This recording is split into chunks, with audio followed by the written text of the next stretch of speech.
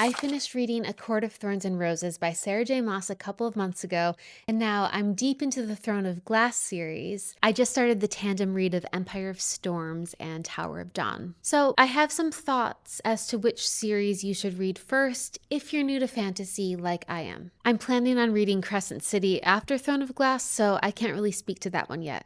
While there's overlap between the series within the Sarah J. Maas universe, I don't think the order in which you read the series matters, at least as it applies to when you would encounter the crossovers. So instead, I want to make a recommendation for you based on your other reading preferences and your prior experience with fantasy. Think about the stories you already love or enjoy reading. Do you enjoy a good beach read with a romance, or do you prefer more suspenseful intrigue and mystery? Do you want a proper hero's journey? Both series have these components, but ACOTAR leans more into romance, and Throne of Glass leans more into a winding, suspenseful hero's journey. ACOTAR is fantasy light, and when I say that, I don't mean that it's more grounded in reality than Throne of Glass. It's certainly not.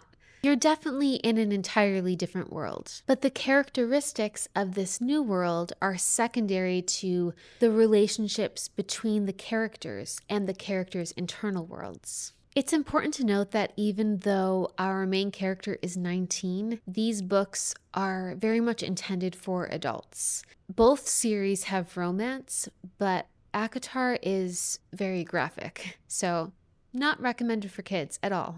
I don't really know how to describe this quality about ACOTAR. It has a texture or an ambiance or a feeling tone to it when you read it. You know how when you walk into a room, there's a certain vibe, like people are giving off a certain energy? ACOTAR has that. It has this fairy tale-esque vibe that I found immersive and very addictive. Now, I am not well versed in fantasy at all, but I think people generally would agree that Throne of Glass has meatier world building. The culture, politics, history, geography, religion is more fleshed out, and they're more important to the story. Also, another reader warning, Throne of Glass is quite violent, and the violence seems more grounded in reality than ACOTAR, which makes it more disturbing. So again, while the main characters are quite young, I wouldn't recommend this series to kids. Like ACOTAR, this series definitely does have romance, but the story focuses on the main character's hero's journey. The romance takes a back seat to the hero's journey. In ACOTAR, it's reverse. The hero's journey takes the back seat to the romance.